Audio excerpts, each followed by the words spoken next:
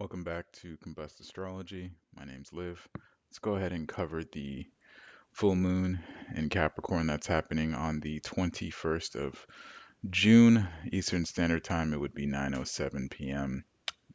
New York, New York. So, just to take a quick overall synopsis in case you don't want to spend the whole time watching the video, basically slow down. This moon in itself being in the sign of Capricorn really emphasizes the idea that things could potentially suck or things could be very, very, very uneasy. And you're just going to have to take a moment and sit down and just accept it. But in the acceptance, that's the blessing. Because when it's up, when it's down, you're still alive.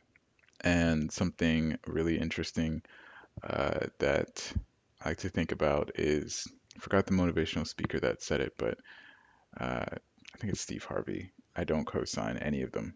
Um, you have a 99% success rate because you're alive, right? And that sort of is like, oh, well, that's it's pretty dark, but it's really that at its core about this moon. Depending obviously where you have Earth and water in your chart, specifically here, the axis of Capricorn and Cancer, you really want to obviously take a moment to try and nurture that area by giving it acceptance. The opposition between these two is cosigned with a whole lot of feeling, right? A whole lot of basically thought, a whole lot of contemplation towards what it is that I currently feel as I go through it versus the reality of the situation. While at the same time, during this full moon, this overall overarching energy of Saturn sextiling Neptune here is still just a little bit of, hmm, there's like a bigger goal, a bigger thing that you're trying to not even just manifest, but really trying to reach, and it just feels like a setback. Or not that it's specifically a setback, but because you're just not there at the destination yet. Now,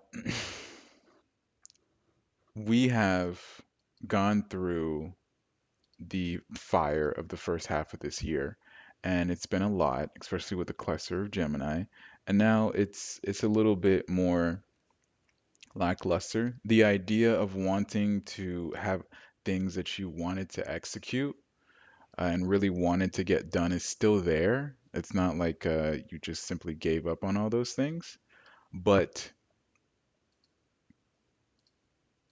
if you're with the current, it's probably better that you don't just completely swim against the current, right? Especially when you can talk about it and really just take some time to give yourself the love to say, okay, this is a very sucky situation, or things just simply are what they are. And that goes back to the overarching theme here of all we're really doing is just taking it a day at a time.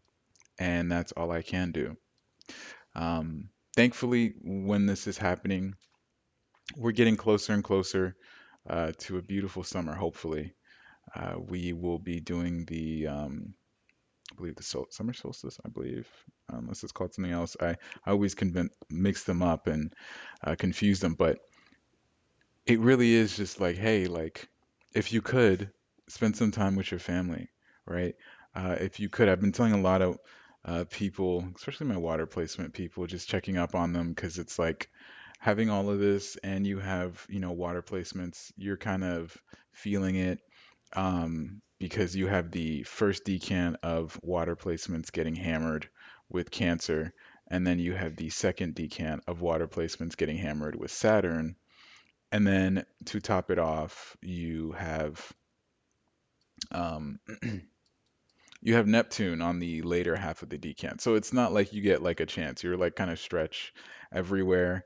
And then to add insult to injury, we still have this that is happening here and has not finished, So it's understandable for you to feel the way that you feel. and also to be where you are right now, given the current circumstance of everything. The volatility that the season of Gemini gave us was one that decoupled a lot of people. I talked about it on my Instagram and on some of my posts where I said that the Mars that was in Aries at the time, coupled with all of the Gemini uh, like frivolities that were happening over here, it kind of just made you really, really, really go, go, go. And it's almost like a sludge. It's like you were running at full speed and you just like stepped in mud. And it's like mud quite literally slows you. If you step in a big enough pile of mud, you really just get like it's an immediate stop to the momentum because it absorbs the momentum. So it's like as you keep trying to run through the mud, it like gets dirty and it's like if you've ever tried to run through mud, um, it is not fun at all to run through mud because when you really do try to go through it, your shoes are gonna get mud. That is a horrible drawing, but your shoes are gonna get mud all over it and you're just gonna feel yucky. And then you're just gonna have to sit there. If you've ever been mudding before, um, at some point in time you have to accept that the mud's going to get on you, right? Even if you're in the car, it's going to get on you. And you have to kind of sit there and be almost like a child and say, okay, I got mud on me. I literally don't care. I'll go home and wash it off. But as you get into becoming an adult, the mud kind of weighs on you because of the fact that you may look for perfection, not in having the best results, but not wanting to have the inconvenience of long-term thought process, right? Everything that happened here created the spark, and now all we can think about is how much we're not achieving.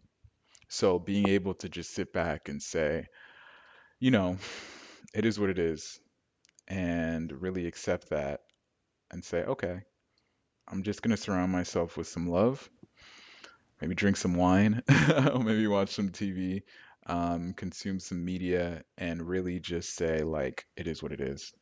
And that's pretty much it. Hopefully the full moon at this point in time can really plant a good seed for you and you take it the best way possible and you move forward. But take care.